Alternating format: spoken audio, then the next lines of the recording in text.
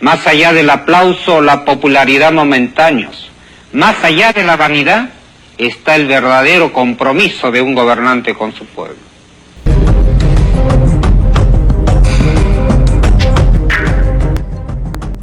Durante la década de los 90, un joven y desconocido ingeniero llegó a ser presidente del Perú. Estamos hablando de Alberto Fujimori. Abordaremos todo su gobierno, desde el inicio, cuando tomó al Perú con una hiperinflación, gracias al presidente Alan García Pérez, pasando por la privatización, pasando también por el Fujishock, por el cierre de Congreso y también por la reestructuración de la educación, gracias al sistema neoliberal. Mi nombre es José Segura, soy perteneciente al grupo número 2 y esto es Historia del Perú.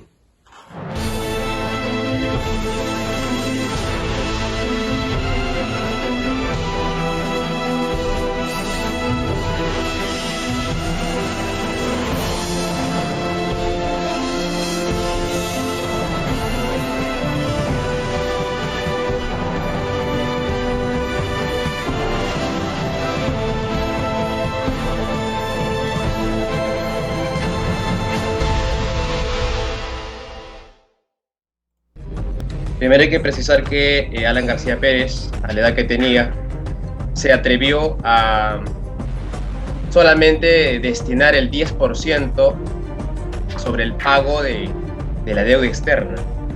Cuando ocurre este hecho, el FMI declara a Perú como un país inelegible y nos cierran las puertas para préstamos, lo que genera un declive económico.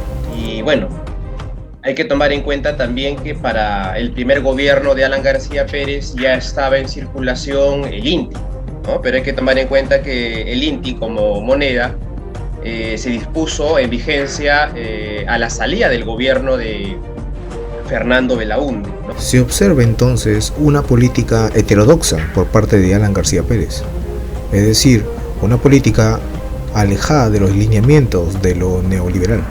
Incentivo de la expansión de la producción interna y el consumo, ¿no? Y ante esa devaluación interna, monetaria, ¿no? Es la que determinó pues que el INTI pierda su valor adquisitivo. Y esa es la que viene a precisarse con este hecho, ¿no? Y sobre todo también mencionar que ante esta situación Alan García aplica unas políticas económicas bastante controversiales, ¿no? Por ejemplo, hay que mencionar el que creó el dólar MUC, ¿no? Dólar del mercado único de cambio, pero que solamente este dólar MUC era destinado para los famosos 12 apóstoles, o sea, para inversionistas nacionales y que solamente tenían atribuciones estos señores, ¿no? Como los Romero, los Ferreiros, ¿no? Los Nicolini, ¿no? Entonces, de esa manera fueron el aprovechamiento para ellos, ¿no? Se subsidiaron los productos de primera necesidad, se incrementó el sueldo a través de los billetes, la famosa maquinita, lo que generó un déficit y luego nos llevó a una hiperinflación. Y justamente en plena etapa de crisis económica se dan las nuevas elecciones del Perú, en donde surgen muchos candidatos, pero entre los que resaltan Alberto Fujimori y Mario Vargas Llosa. Porque hay que resaltar el tema de Mario Vargas Llosa que se determinó durante toda la situación crítica en la economía nacional. Surge pues el movimiento Libertad, ¿no? Y este movimiento pues estaba bajo la dirección de Mario Vargas Llosa, ¿no? Que pronunció un mitin, ¿no? En la Plaza San Martín, el lugar donde ocurren todos los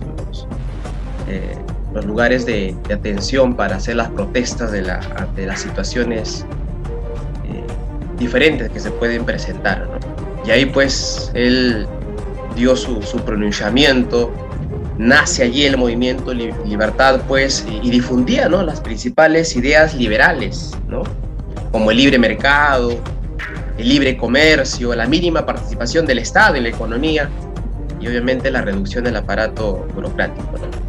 Alberto Fujimori era una persona desconocida, era ingeniero agrónomo, hijo de inmigrantes japoneses, ex rector de la Universidad Agraria La Molina, y proyectaba una imagen de hombre de rectitud, eficiente, con cierta independencia política, pues no tenía ningún compromiso de cierto orden político establecido.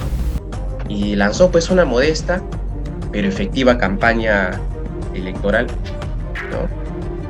Con el famoso cambio 90, ¿no? Esa es una palabra que marcó mucho a la mente de la gente por toda la situación que se había determinado con Alan García Pérez, ¿no? Y sobre todo con el lema, ¿no? El lema que marcó la victoria de su gobierno, ¿no? Su frase: honradez, tecnología y trabajo. Y cuando la gente escuchaba esta frase, ¿no? Honradez, se había visto todo un desastre lo que fue en Alan García Pérez y los anteriores también. Tecnología, y la gente pensaba pues que ver la imagen nomás de Alberto Fujimori decía pues que al Perú le iba a transformar en un país desarrollado, de primer mundo, ¿no? Y trabajo, y lo que hacía falta, pues, ¿no? Porque el Movimiento Libertad y Mario Vargas Llosa exponían un lenguaje que difundía la reducción de los controles del Estado, la reducción de la burocracia estatal, la privatización de las empresas públicas, en general, una economía neoliberal, y fue visto como aliado de los políticos tradicionales. Entonces, en las elecciones del 90, Cambio 90, presentado pues a los pequeños empresarios, el apoyo a los pequeños empresarios, al sector informal, ¿no? Y que de cierto modo también hay que mencionar el apoyo de grupos evangélicos, ¿no? Entonces esos planteamientos fueron totalmente opuestos a la de Mario Vargas Llosa, y de esa manera planteó una política económica gradual para no afectar a los sectores más necesitados. En las elecciones del 90 postularon varios partidos políticos: el Fredemo de Mario Vargas Llosa, Cambio 90 de Fujimori, el APRA, PPC y muchos otros, pero ninguno alcanzó el 50%. No hubo ganador. En la segunda vuelta, el APRA e Izquierda Unida van a apoyar a Alberto Fujimori, y de esa manera ganó las elecciones y se volteó la torta, ¿no? Porque en primera vuelta tuvo preferencia a Mario Vargas Llosa, y en la segunda vuelta abismalmente Fujimori, ¿no? Con 62% de los votos, mientras que Mario Vargas Llosa se quedó con 38%. La primera medida que tuvo que afrontar Alberto Fujimori fue la crisis económica del Perú en ese momento. Dentro del aspecto económico, hay que mencionar pues cuáles fueron cómo afrontó la situación de la economía Alberto Fujimori. Hay que tomar en cuenta también no solamente el tema de la economía, sino también de una serie de problemas de corrupción, ¿no? Generalizada en todos los organismos, ¿no? Aparte del creciente terrorismo, ¿no? Tanto de Sendero Luminoso como del MRTA.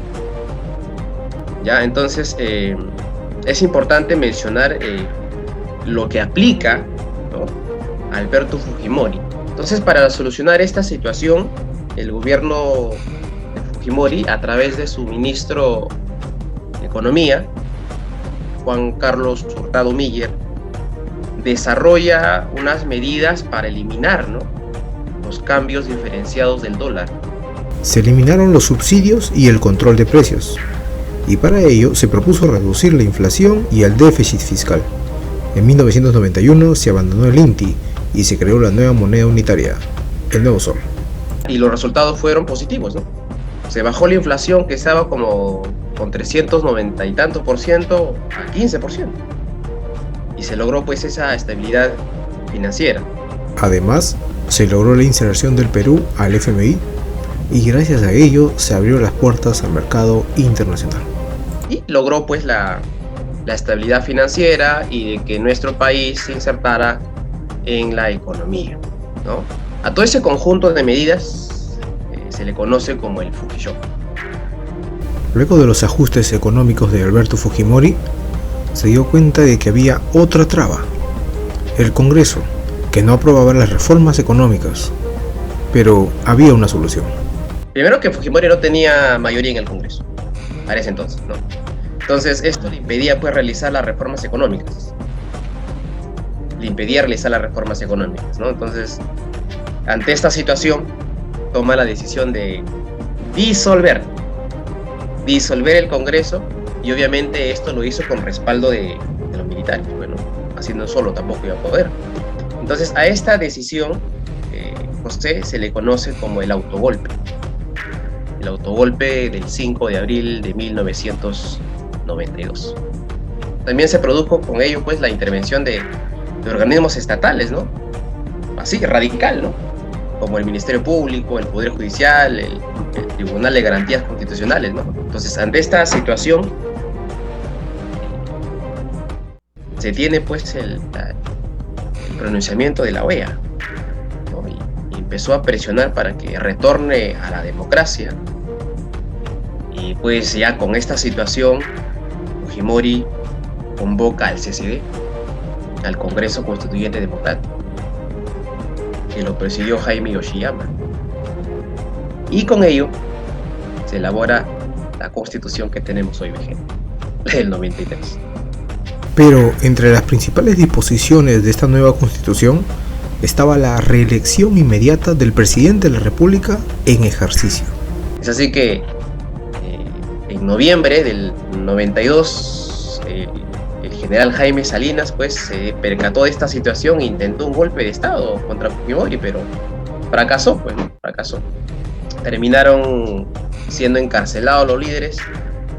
Y pues hay que tomar en cuenta también este acontecimiento, que ya con el asesor del presidente, me refiero a Vladimiro Montesinos, pasó a controlar todos los aparatos del Estado y organizaron enorme corrupción, pues, como ya nosotros conocemos.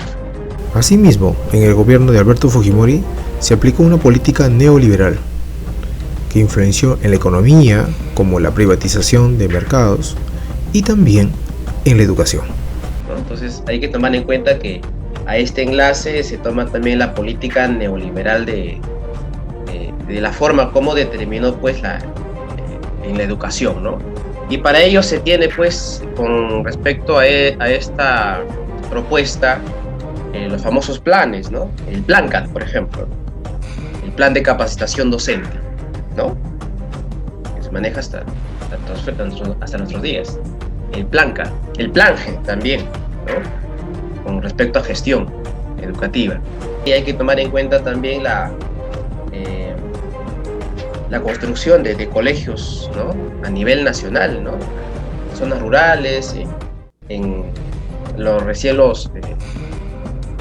distritos de Lima, los más alejados, y justamente esto determina la forma como enfocó su propuesta, ¿no? De que se vea al tema educativo como una inserción de no participación del Estado, ¿no?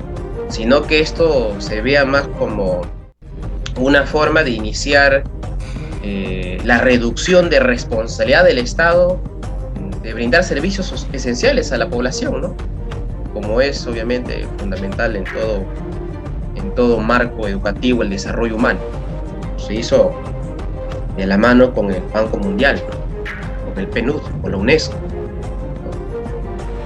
Y es así que para el año 93 se inicia pues esta experimentación del programa curricular, ¿no? Articulación de primaria. Adicionalmente a esta nueva reforma educativa se crea el bachillerato. Y se crea el bachillerato.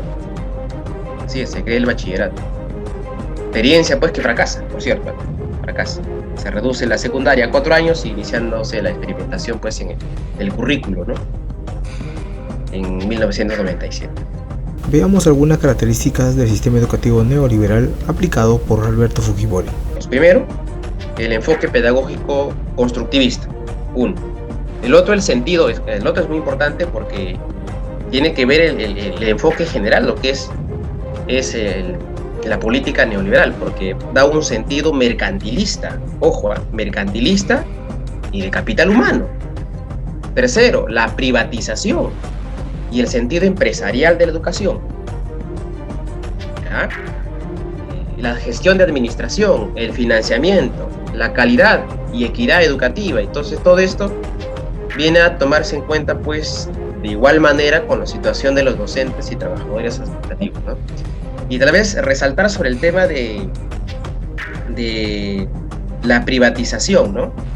De la privatización de la educación.